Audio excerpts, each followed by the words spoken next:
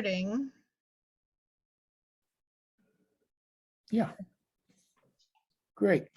So welcome to day 3 of the Search for Common Ground at Common Ground on the Hill week 2, Traditions Week. It's my understanding we're recording this, so some of you may be seeing this later on. But we're very excited to have our speaker today, Elsie Wong, who just happens to be the mother of Maria Wong, who is the person that makes everything happen at Common Ground on the Hill. Over the years, I've peppered Maria with questions about her family and her culture, because quite frankly, I've been very ignorant of Chinese American culture and how it evolved here. I knew nothing of the Chinese Exclusion Act, didn't know about that at all. Have been shocked by what I've learned. And I thought it would be interesting for us to hear a family story of how a Chinese American family evolved into the fabric of this crazy place we call the United States of America. And it's getting crazier every day, as we know. And we've done a few things over the years, and Maria can explain about the people we've had who've spoken and been part of our work here. Elsie is teaching a cooking class this week, and I can smell it from here. I really wish I could have some of that. But we're very excited about that, and everything I've heard is the feedback has been wonderful. And we're just very excited to have Elsie here. And I thought the best way I could help this class would be to get out of the way and have Maria be the moderator for this class. And because she knows so many people who are here, and of course, she knows her mom pretty well. So welcome, Elsie Wong, to the Search for Common Ground. Thank you. I feel like I'm preaching to the choir since so many relatives and friends are part of the audience, either now or potentially have asked for copies of recordings when we do this session. For the last couple of years, I've been really, I don't know what the word would be, but I've never felt alienated about my personal history of race in the United States until the past 4 years, to see how one person can foster separation of people through words, not proof, but through words. It's made me far more conscious of race and how we grew up than ever before. We did have instances where our differences were pointed out or that we felt, but we really were not brought up thinking that we were so different from everyone else. That's a funny thing, because in America, everyone feels equal until you find that people look at you and they see you as different. Of course, we grew up. We were all born here in America. This is a very common story. And I think that no matter who you met, unless they happen to be American Indian, have come from another place at some time in their background. My father happened to come to America in the early 1900s. He was born in a little village not far from Canton, Toi Sun, and that happens to be one of the great areas where there was a huge migration of people who came to America at the beginning of the century of 1900. My father was an orphan, and since there was no one to care for him, he had no future. He was about 12, but it wasn't until he was 15 that he was able to have a sponsor of a distant cousin who helped him come to America. So his story is of family relationships, of growing up in a different culture, and of starting his own family, and the adventure and the bravery of two people, and how they instilled that into the children that they brought into this world. My father came to America legally, but he was an illegal immigrant. He came under purchase papers. So he came not as a Lee, which was his family name, but as a Yee, Y-E-E, because that was the name on the papers that he had purchased. And it said that he had an uncle in California. And so he came to America supposedly to go and live with his uncle.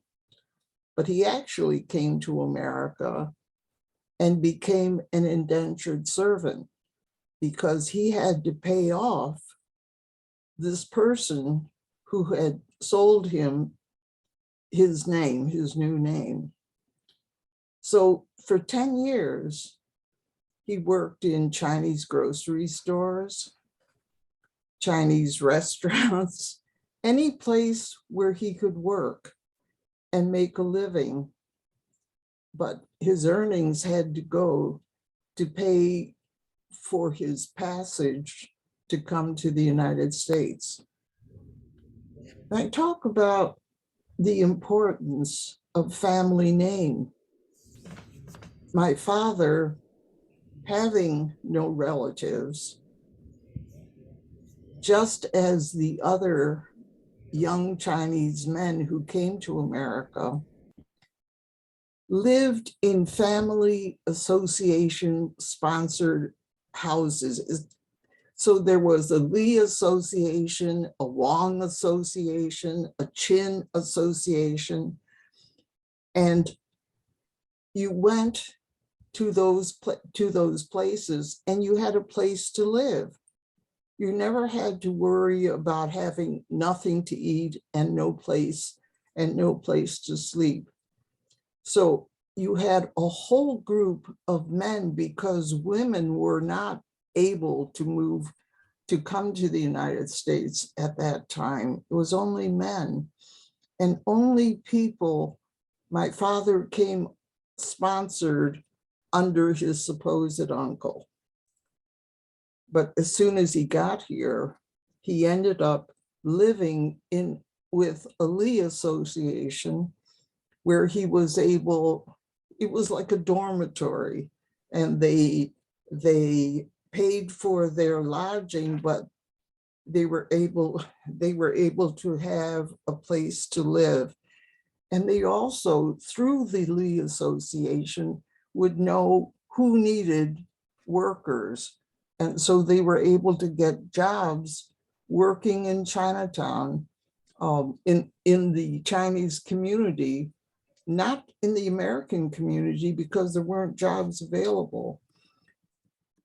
So all of these men, whenever they heard of a place where they could work, would as a group would all sort of move around and help and support each other. They became a community. The interesting thing is that when my father came in the 1900s, right up, I would say until the day he died, if we went any place and met people here in America, they would immediately ask, when did you come? What was your family name? What city were you working? You wouldn't believe that people from the 1900s all managed to find a connection because of these Chinese association places where they were able to live communally.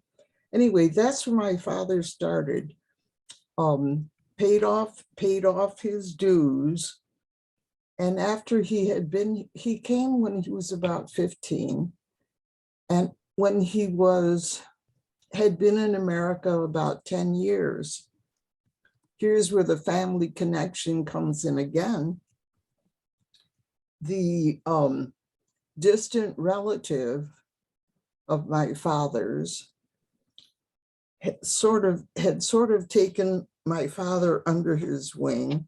And so my father wrote them and said, I think it's time that I got married. So would you find me a bride? And they said, well, what kind of person do you want to marry?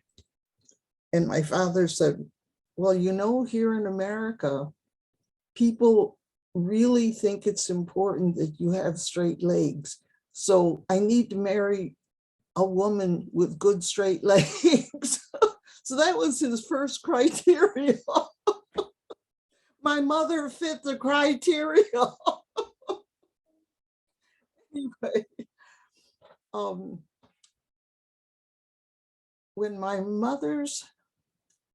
let's talk about my mother for a minute. She also ended up losing her mother at a young age. But her background, unlike my father, who lived in came from a little village in Toisan, my mother came from a family of scholars. They were part of the group under the Empress. They provided yearly examinations, and if you qualified for the examinations and passed, you were given appointments within the government. Well, my mother's family had passed those examinations, and so they were minor government officials and served in different places. But one of their most famous ancestors was actually an admiral in the Jade Navy of the last Empress. So that's our claim to fame. But after the empire fell and all of those government jobs were sort of undermined, my mother's father lost his job as a government official. And so their family started on hard times. And finally, he was able to find a job teaching in a Christian mission. Because he was teaching in this mission, my mother was allowed to go to school there too. And so she got an education through actually her second year of college level at this American Christian mission. And that's how my mother became a Christian through all of her years of schooling there. Anyway, every day she would walk to school with her niece, and they would pass under the window of my father's distant relative. And this little grandmother used to love to see my mother. She said that she had beautiful long hair and she always looked so happy. So she recognized, she remembered my mother. And when my father said that he would like to look for a wife, like her to look for a wife, she remembered my mother, contacted her father, and made a matched marriage. My mother was 15 at the time, and so she became engaged. My father, living in America,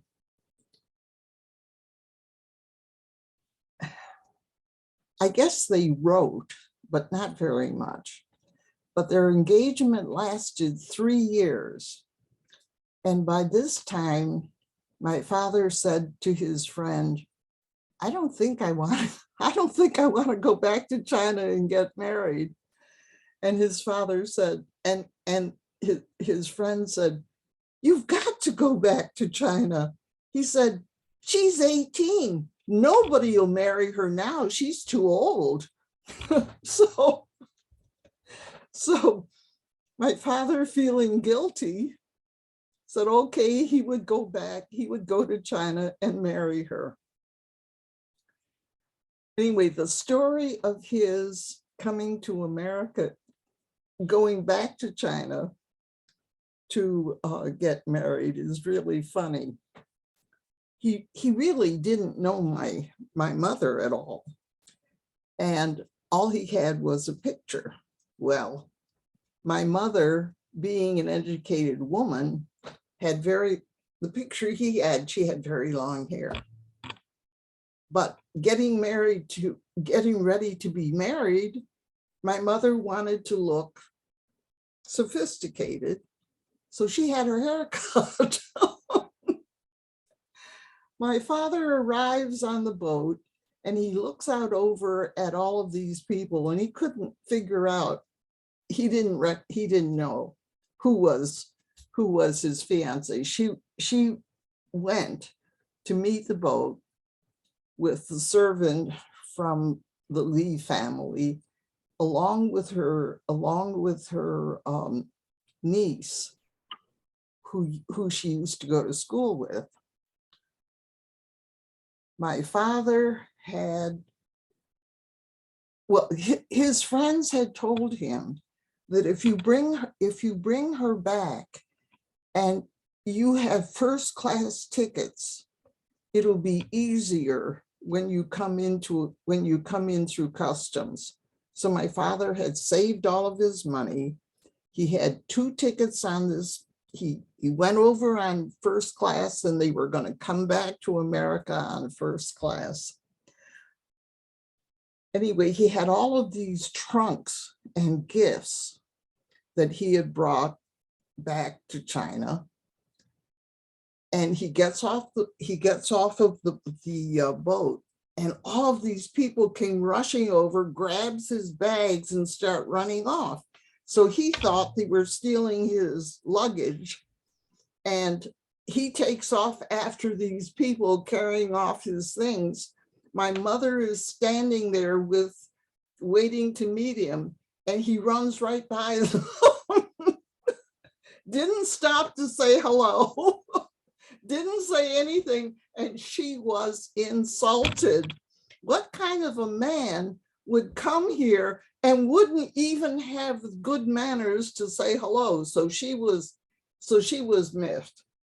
By the time he caught up with his luggage and got that straightened out and came back to speak to my mother, she wouldn't speak to him. And he looked at her and he looked at her niece and he said, I hope it's not that lady. Because here's my mother with short hair, didn't look it up like her picture.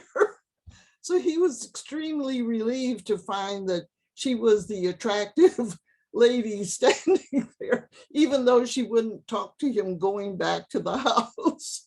But that was her first impression of him. She thought he was awful. Anyway, arranged marriages.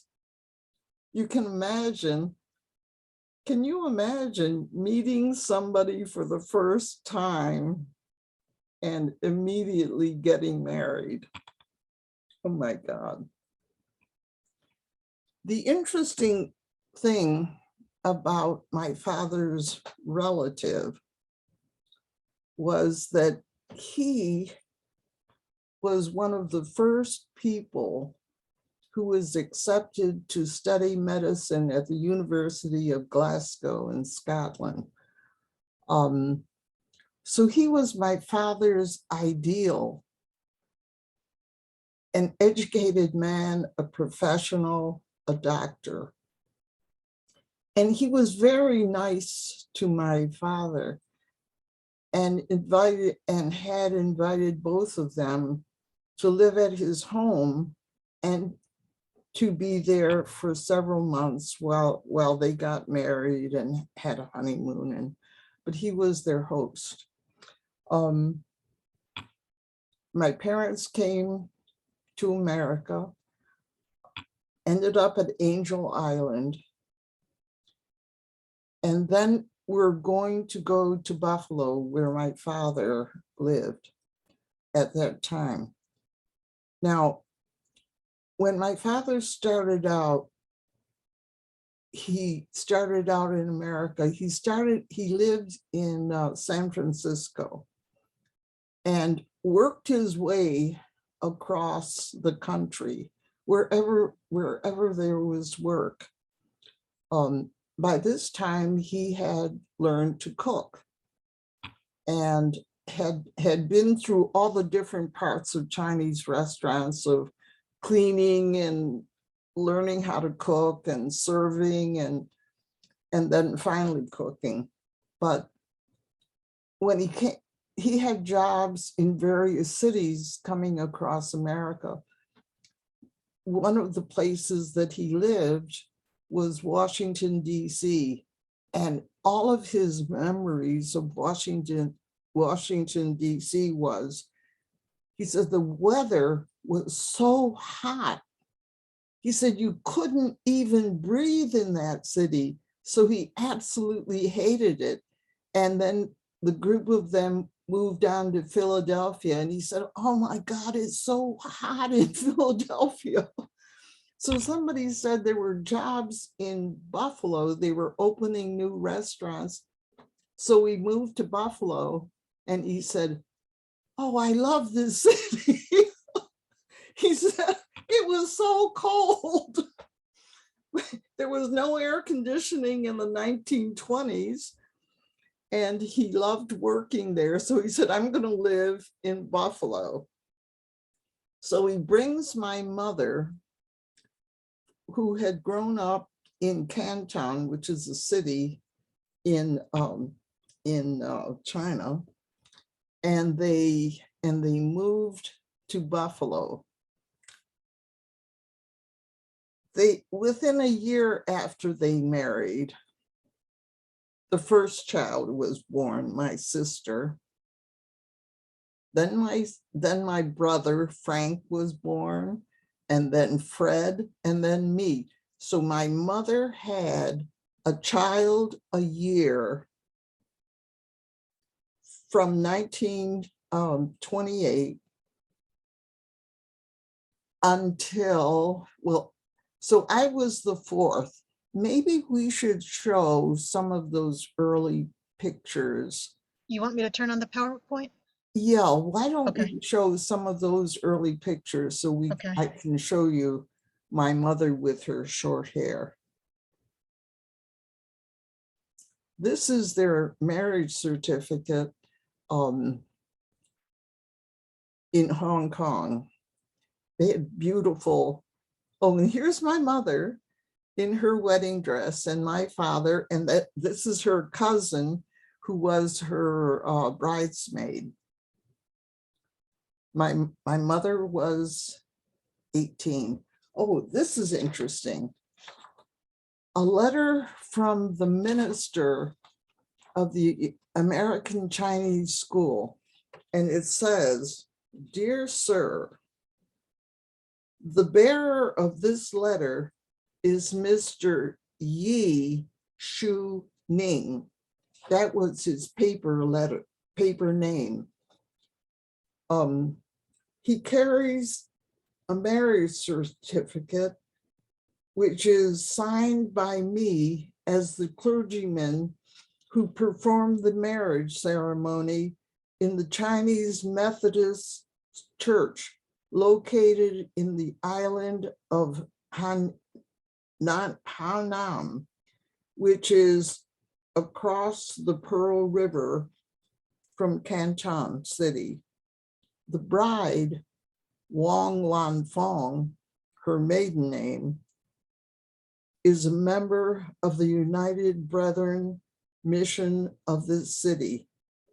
Mr. Yi carries a certificate showing that he is a merchant in Buffalo, New York. He is now bringing his wife with him to the States. Kindly assist him in landing if this is within your legal power. So coming into America with my mother, she was held at Angel Island for a very short time. And what was interesting is that what my friends told my father was actually true. By them coming in as first-class passengers, they were given preference. And of course, because my mother had attended the Chinese mission school, she had also been taught English. So while she didn't speak English well, she was able to understand English and she was able to converse a little bit. She was too shy to use her English, but she did understand a little bit of what people were saying to them. Anyway, here they are after, I would say, 3 years of marriage. My father with my oldest brother sitting on his lap is Frank. In the middle is the oldest first child, Rose. And my mother is holding Fred, their third child, in her lap. Oh God. Well, here I am added to the crew, number 4. When I was born, my father said, "Oh no, not another girl." He already had, Rose was the first, Frank was the second, Fred was the third, and I was the 4th. My father had some talents, but one of them definitely was not how to cut hair. He would line us up and say, "Okay, it's time to cut your hair." And we would all start crying, "No, don't cut my hair." And that was every time my father went for his scissors, we all ran. Luckily, after a while, there were too many of us, and my mother was in charge of that, but we had terrible haircuts. Isn't that a wonderful picture? Buffalo was a great city to grow up in. And one of the great influences for my family was becoming part of the First Baptist Church. The lady in the back in this picture is Mrs. Fairbanks. And she was the child Chinese missionaries, who lived in China. So when she was in Buffalo, it was her mission in life to save all those heathen Chinese. And there were only about 2 or 3 families in Buffalo. So she went out, she found all of the different Chinese families and dragged them all to the First Baptist Church. During the 1930s, the war between China and Japan had started.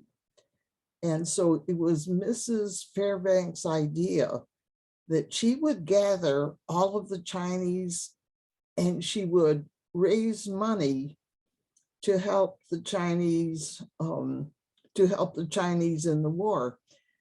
So she gathered us all up. She wrote a play. She taught us all of these songs, and almost every weekend we would gather and practice these poems and songs. And she would take us, we ended up as a little troupe, and we would go to all of these different churches and raise money for the Chinese war. And actually, we ended up raising quite a bit of money. And Mrs. Fairbanks was the one who was the leader of all of this. And this was the group that she brought to these churches, all of us with bad haircuts, and put together, we had these little Chinese dresses that actually my mother had made, or some of them. Fourth from the left is my sister Rose. And then I'm over here on the right. I don't know, I can't figure out which one I am, but the third person from the right is my brother Fred. And, oh no, yes, that is Fred. And then over fifth on the left is my other brother. I can't think if that's Frank or Fred, but they look it. Anyway, we're in those pictures, and we had starring roles in raising money. I think because we look so pitiful and sounded so pitiful when we sang all of these little songs. But the First Baptist Church was a big influence in our life, because it was a fundamental Baptist church. They had a Scottish minister who was from Scotland, and he dressed in a full tuxedo with tails every Sunday, and he preached. He preached fire and brimstone, and they had Bible revivals and all kinds of activities. And then in the summer, Mrs. Fairbanks and the Women's Association raised enough money, and they took the Chinese children, and we went to summer camps. And we thought it was just wonderful. We loved going to these summer camps because we got a chance to eat American food, and camps were wonderful. So that was really the guiding influence for our family growing up. It was really centered around this fundamental Baptist church, and all of the money that we went out on. That might be Frank. Right there. You know what? That's dead. I'm sorry, what? Well, anyway, let's go to the next. Oh, the war broke out. And we grew from raising money for the Chinese to selling war bonds. This is my mother on the left.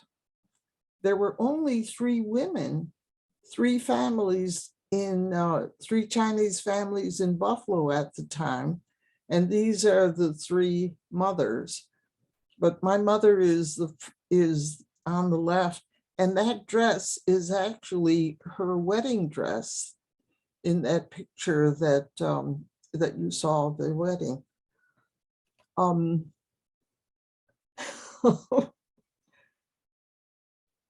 This is a picture from when we were in grammar school and Rose and Frank had gotten to high school. There were 6 of us. And let me tell you about our life at that time. We'll come back to this later, or you can just leave it on. In the 1930s, when we lived in an Italian Greek neighborhood, this group were first generation. So they still spoke Italian and Greek at home. And that was a wonderful place to grow up. In the morning, everyone threw open their windows. Their down comforters were hanging out of the windows. They butchered their own chickens, and they had their chickens hanging there draining. They cooked wonderful ethnic food. They made their own wine. They made bread once a week. They made their own tomato paste and put it out on screens to dry.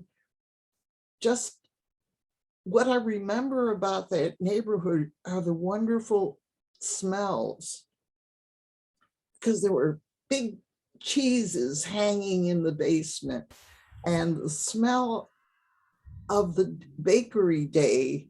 They were making these wonderful loaves of bread. And because it was an Italian neighborhood, where the house that we lived in was a 2-family house, and the people who owned it were Italian. And the mother was a typical Italian mother. There were 5 grown children, whole family living below us, and all of us upstairs. When my mother first moved in there, she was pregnant and could hardly speak English.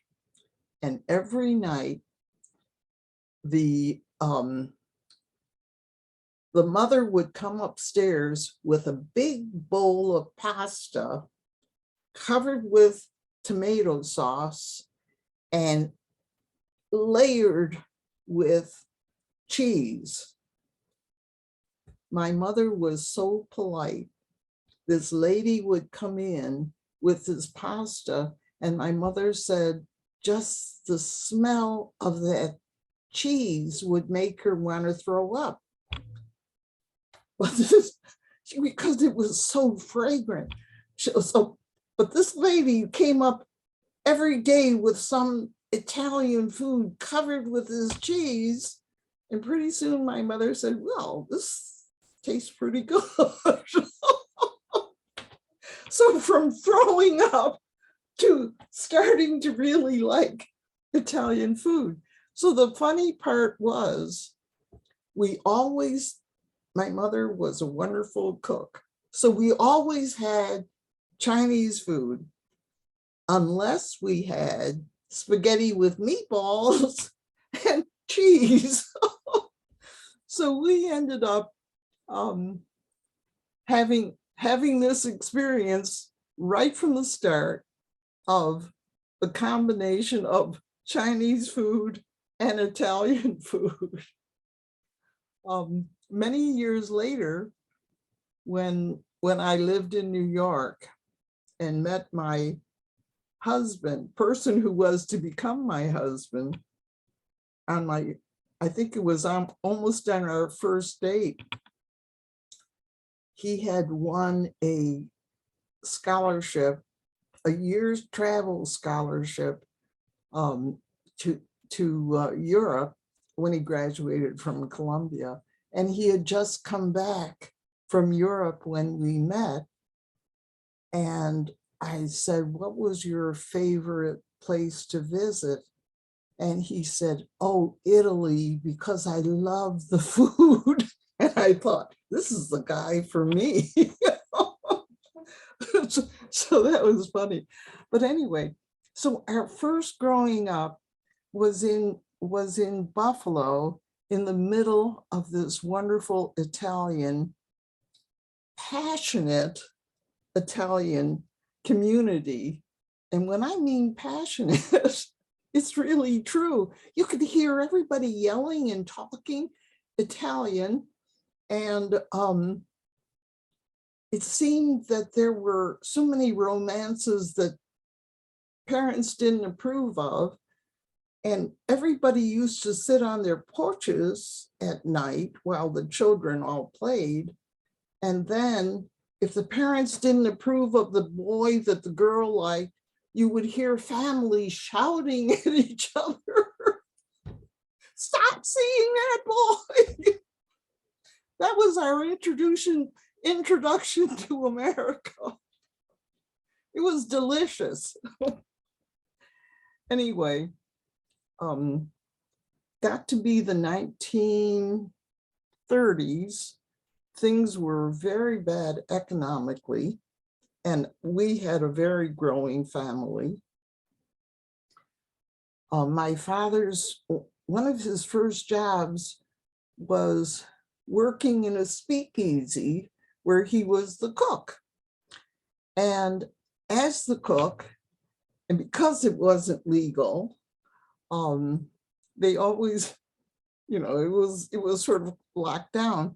But the people who were in there were the politicians, and they always would come into the kitchen because my father was a very good cook, and they would be meeting my father.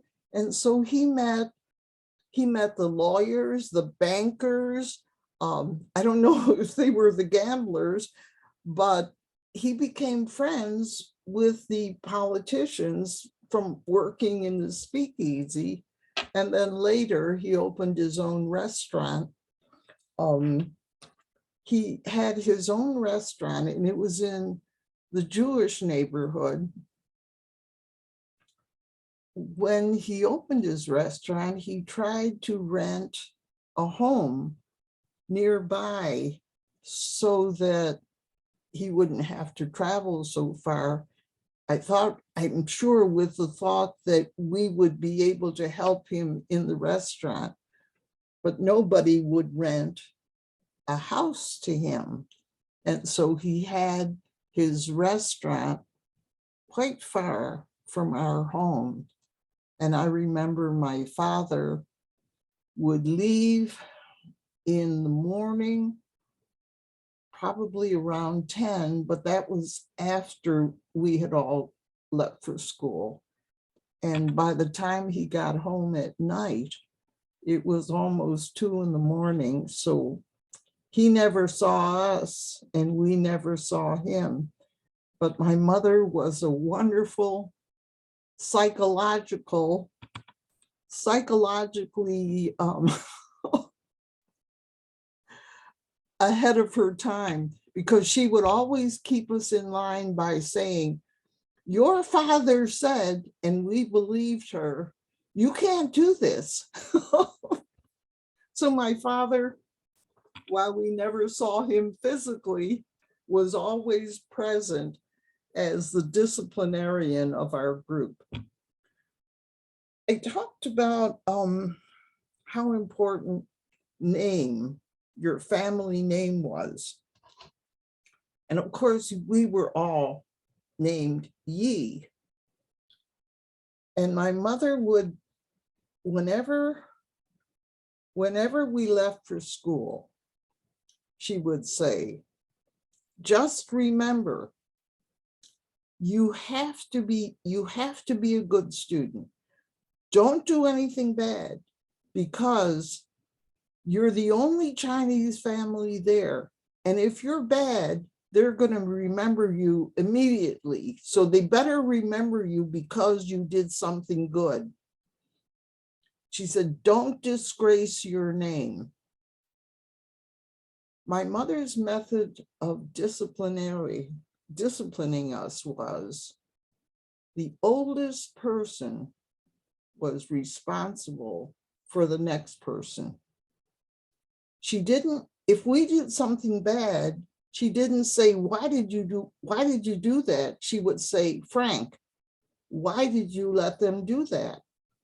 Or whoever was the oldest with you was held accountable for the behavior of the younger children. That, it's amazing, but it worked.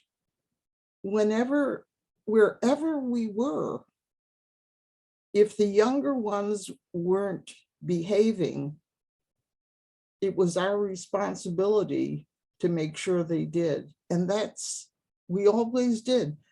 So my mother started out always saying to us, remember, you're a Lee. It was kind of confusing since our names were Yi, but she always said, remember, you're really a Lee, but don't tell anybody. Because we could never be who we were. And it wasn't until after the war, when we were allowed to become citizens, when my father and mother were allowed to become citizens, because every year they had to report since they didn't have citizenship. Well, as soon as they were allowed to have citizenship, we were all bundled up. We went to the courthouse, and they were given their citizenship papers. From that day on, as soon as we were old enough to vote, my mother would not let you eat. If you came home and she said, did you vote? And you didn't vote, you couldn't eat. You had to leave. You had to go vote, and then you could come back, because the privilege of voting for them was so important. They had waited so long that we never, if they knew about it, we had to vote.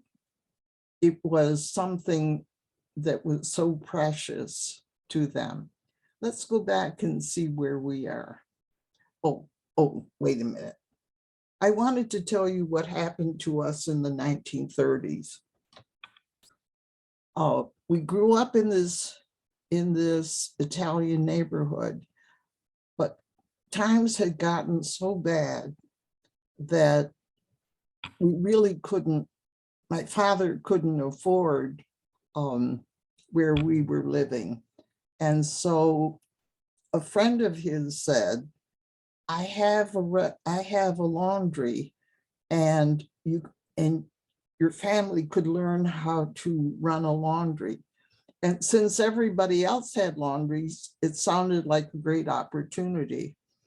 So I was in second grade at that time.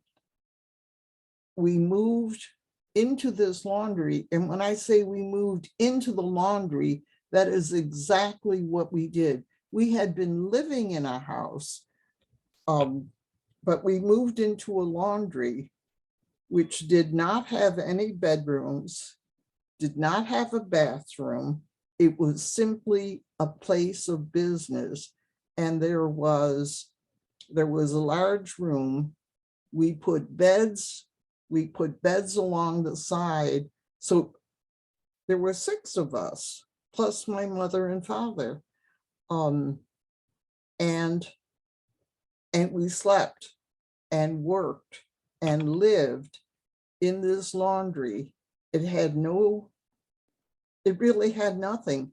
It didn't even have a sink. There was, next to the washing machines, there was an open faucet where we could get water. In order to bathe, we got into the washing machine, these huge washing machines, and we would bathe in the washing machine. There was a toilet in the basement, which we used as our toilet. If you wanted to wash, we had a little basin so you could wash your hands and face. We lived there for 2 years while my mother learned to run a laundry. In order to heat up the irons, there was a little coal stove, and this coal stove ran all year, and the irons were placed against the coal stove, and you ironed with that. And it certainly wasn't a legal place to live, but that's where we lived. The school that we went to was totally different from the school where we grew. I'm sorry, what?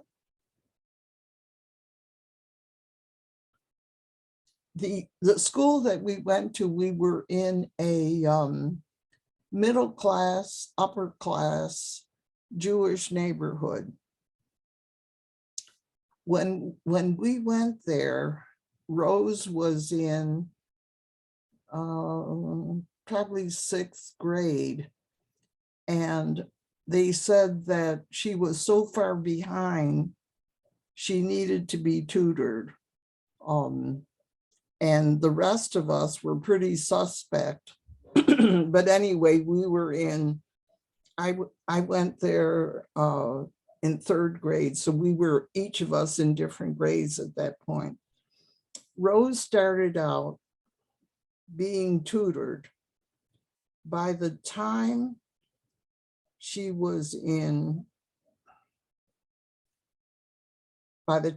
graduated in 8th grade, there was a system in Buffalo. It was called the Jesse Ketchum Award. And there were these nice medals. And this covered all of the schools. And it was for scholastics.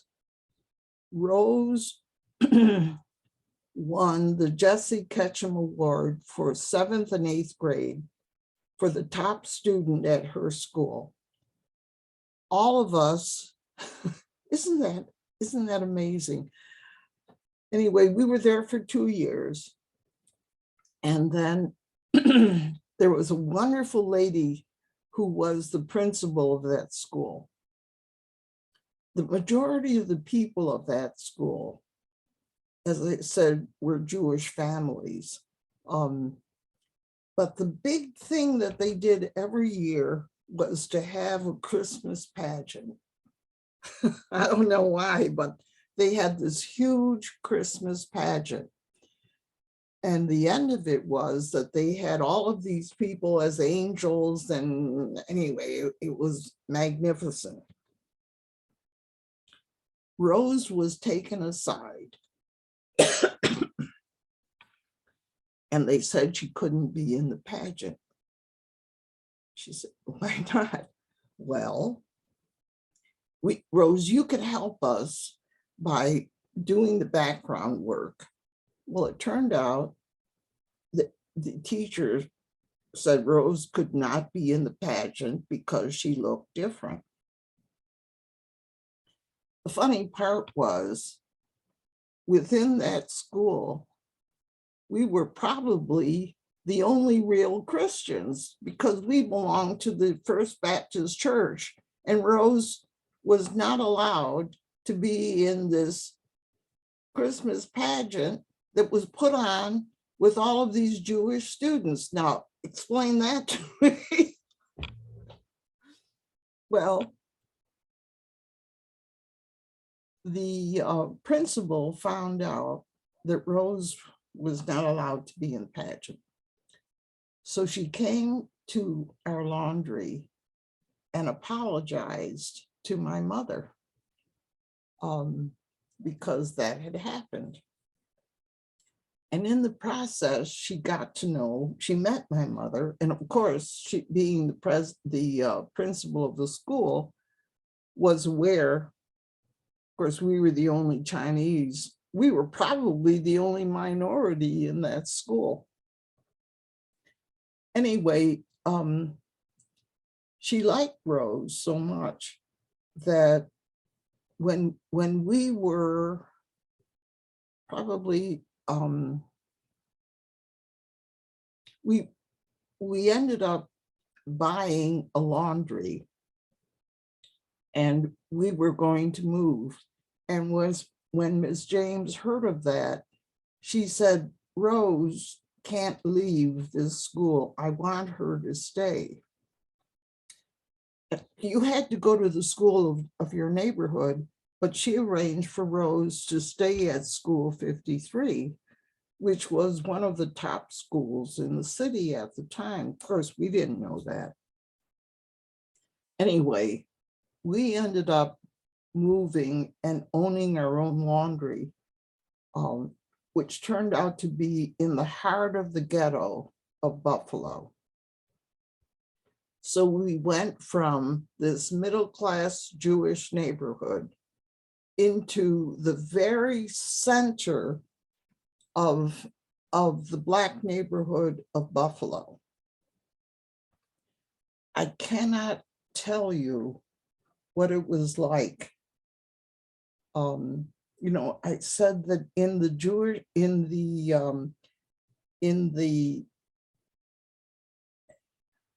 Italian neighborhood, you always smelled roses and you had rose gardens, and you had all of this wonderful neighborhood of ethnic food and all of this going on. And we ended up in the middle of Jefferson and William. It was, okay, the stench, what I remember moving into this place was they had there was a courtyard in the back, right behind the laundry. It was awful. It was covered with garbage. And dog feces and dogs. There were 5 bars within the intersection of Jefferson and William Street.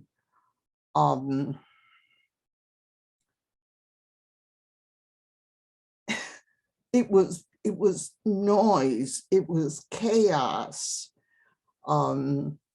And we moved into the laundry, and again, it had no living spaces. It was just this huge building with big ironing tables, and in the back were these huge washing machines and drying places. And so we brought with us we bought what do they call, bunk beds. We had one bunk bed that 4 of us slept in, Rose and I on top, and I guess it was Frank and Fred below us. Then we had another bed over on the other side that Luther and Howard shared. And there was a separate bedroom for my parents. There was no bathroom. Well, there was a toilet.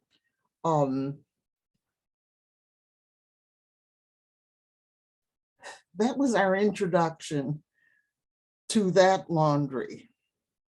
However, we didn't have to bathe in the washing machines because there was a public, what do they call a public, well, you could go there with, and I think it was 25 cents. They gave you a bar of soap and you could go there and bathe. So what we used to do on Fridays, we would take our quarter, we would walk to the public wash house. You know, it's really funny because it was, there were big shower rooms, but I don't remember anybody else being in the shower room. There was a woman's side and a men's side. And so Rose and I would go on the women's side and shower, and the boys would go on the other side and shower, but I don't remember anybody else being there. But it was a public wash house. But that's how we bathed. Oh my God. Anyway, when we moved into the laundry, Fred had always had started getting sick because he had asthma. And this was a bigger laundry. And so he was in probably 6th grade when we moved there. And because of the lint and dust, he ended up being sick every week. He was coughing and he was sick all of the time, to the point where it had gotten so bad he ended up in the hospital, and he was diagnosed with asthma and so he had been in the hospital for a long time. They finally gave him all this medication and he was allowed to leave. He was home one day. He could not breathe. He was rushed to the hospital, luckily in time. But then the social worker would not allow him to go home. They said he can't go home. He can't go back to that laundry. And so he was put into a sanitarium until we could provide a place where he would be able to live, which meant we couldn't live in the laundry. So we were finally able to get an apartment in the building where the laundry was. That ends up with another story, because the whole time that we ended up in the laundry, Frank would have been in 6th or 7th grade at that time. Anyway, and we were all below that. In the laundry, we were all assigned different jobs, so that we all had jobs, not Howard because he was too young.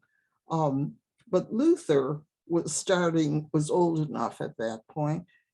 Frank and Fred used to have to carry a ton of coal, which was delivered every 2 weeks, because we had to have stoves running all of the time to heat up all of the irons. So they were shoveling coal into apple baskets and carrying them to the shed, and then bringing the coal into the house and filling up the stoves that were running all year round. The change came when the war broke out, and we were able to get steam presses. And we were able to get steam presses because my father, knowing these judges and politicians from the speakeasy where he worked, went and asked if they would be able to help him get permission to buy the big steam. Am I going way past? Anyway, we were all young. We were all working in the laundry. We worked as many hours as any adult. We found great success in school. I'm not watching the time, so Maria, tell me where we are. It's 5:15, Mom, so we're gonna have to, sort of Okay, wrap things up. So why don't you tell them about the house and what comes next? This is the house that Rose and Frank bought for the family as soon as they graduated from college. This is the house that Rose and Frank put their money together, paid for the mortgage, and bought this house because the youngest one of the seventh child was born, and we were able to escape the laundry, and Rose and Frank were the guardians of our family, and we ended up buying that house. At the same time, the principal that I told you about that we met when we were children, and the art teacher that I had in elementary school, heard about this contest. They didn't know each other, and both of them nominated my mother to become the Western New York Mother of the Year. And when people who were selecting the winner, they were so surprised to get nominations from two different people for the same person. And so they chose my mother. And this was our new baby brother, Larry. So she won this award, and as part of it, she won a couple of $100, which we were able to buy furniture for this house that we had just bought. So all of this happened at the same time. This was 1940,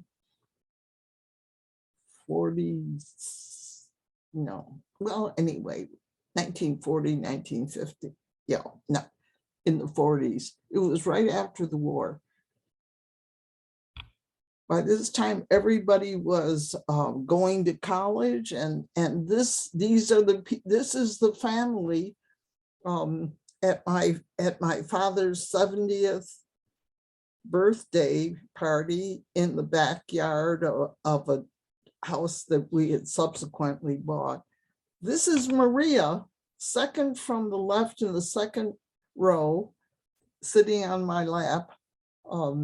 My sister is next to me, but this is what two people starting out with maybe $50 in his pocket,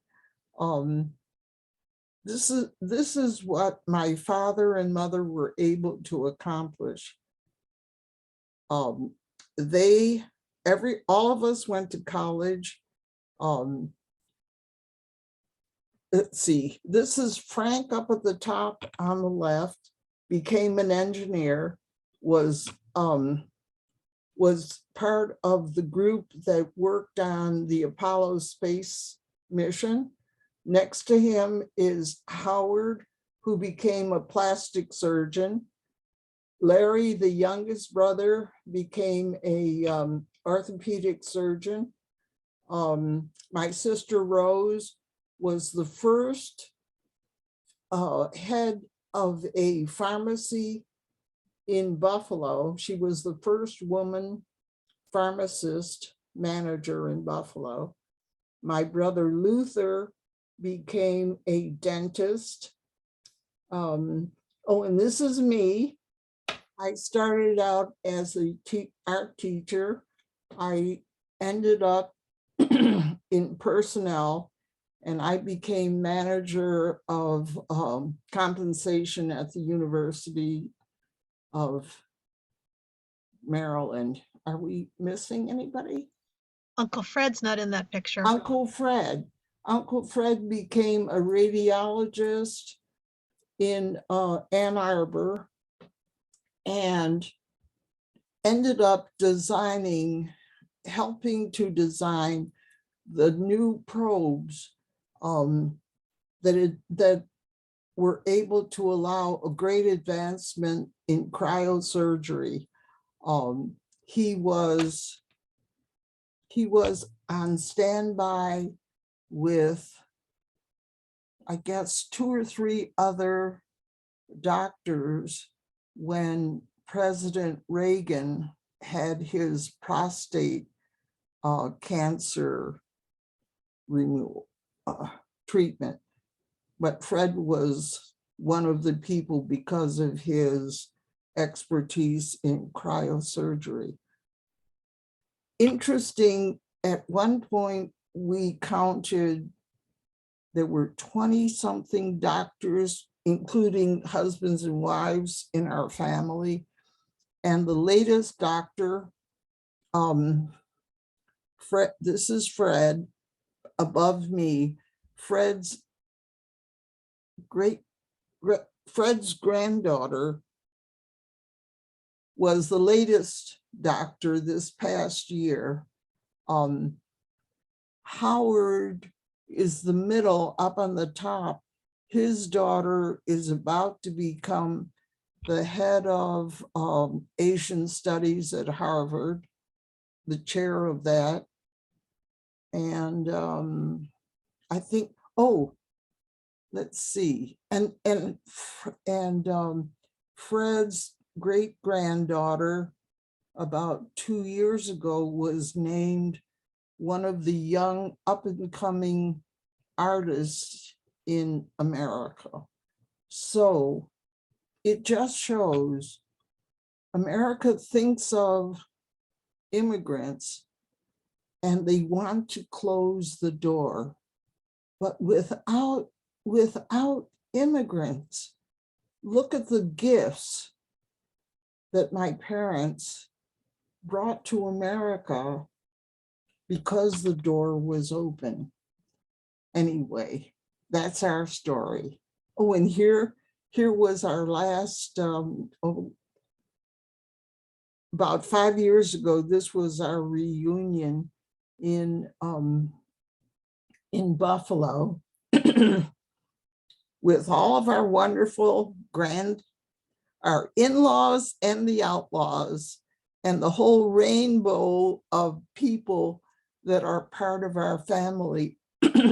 My parents envisioned that everybody would marry Orientals, but that's not the way it turned out.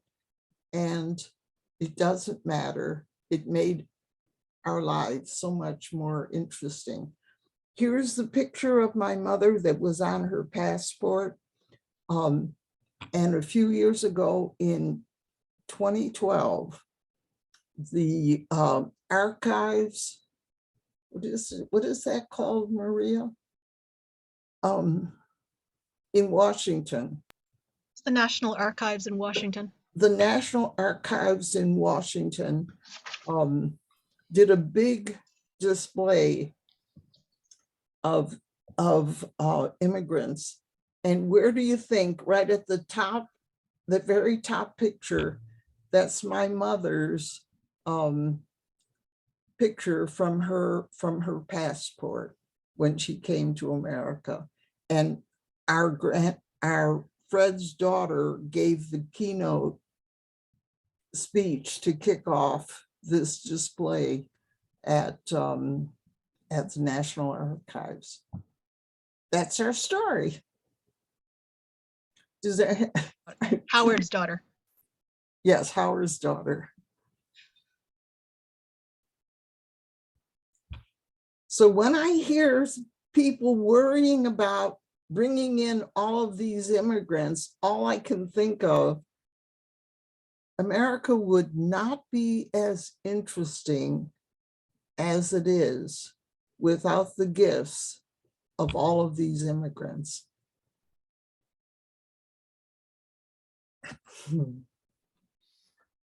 Wow, what a story. What a family. Amazing. Just amazing.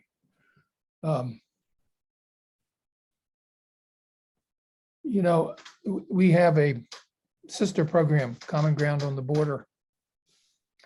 And a number of us have spent time across the border sitting with asylum seekers. These wonderful young families just trying to get here. My sense about all that has been people who are striving to make that happen. That's who we want. That's who we want here, are people who are making these heroes' journeys to get here and to enrich all of us. I wanted to add one more person and the gift that they have brought to America. My Fred's son, who is the youngest medical professor at the University of Wisconsin, developed and is in the process of developing a whole new approach to surgery that has cut, by using cryosurgery techniques, by using radiation techniques, has changed the whole way of doing liver and kidney. And now they're looking at things for lung surgery, where people would never have been able to survive. They are developing whole new techniques of working on lung cancer, and people will be able to survive because of the research of what he's doing now. I mean, can you imagine, can you value that for what this will mean, not only for America, but around the world? It's astounding. I would say it's a great thing that your father bought that first class ticket. And that he married my mother. Yes. Yeah. And he almost walked past her. And she had pretty good legs too. Wow. Well, I can say that the Wong family has truly enriched Common Ground on the Hill in so many ways. Maria's work, her son's putting shoulder to the wheel, Andy always being, right there helping, especially with videography. And it's wonderful. It's wonderful. But it isn't just my family. I mean, right there, you've got Victor Su, who is one of the audience. his family has the same story. The kinds of things that they have contributed to America. And almost every Chinese family from that same generation could tell you what they did and the contributions.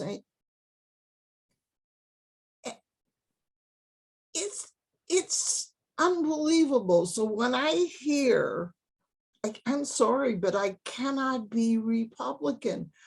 This whole thing about, it's just awful.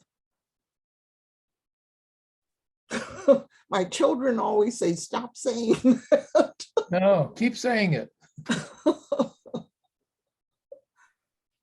All right, well, it's 5:27, so I think we have to round it up, but does anybody have a last thought or a last question? Oh, it looks like Alex has one. Hey, Miss Wong, I have to agree with everyone in the chat. I don't know if you've seen this, but overwhelmingly, the sentiment is you're an amazing storyteller. And I felt that as I was listening, I was seeing the pictures and just following along with you. It was really wonderful. You do a great job of telling your family's story. And it was really powerful to me because I'm so lucky that I've gotten to engage with my aunt who is Chinese, Gui Feng. And she has a very different story because she didn't come over to America until very recently. So when she was a kid, she was going through in China at the time, there was the Culture Revolution. Oh, yes. And it was really horrific. And I sat with her down in North Carolina about a month ago. And we just sat together after dinner after she cooked up an entire fish that we caught, not just the fillets, but we scooped out the most delicious part of the meat is in the head of the fish, is what she taught me. So we sat down and she taught me how to use chopsticks correctly. I've been using them wrong for years. But hearing her side of her journey when she was inside China during this horrific time in its existence versus your experience and some of the similarities that cropped up and some of the differences as well. It was really incredibly insightful just for me and myself. So I was very happy I got to sit in and listen to you. Thank you so much for sharing. Thank you for joining us. Well, thank you, Elsie. Joe here, and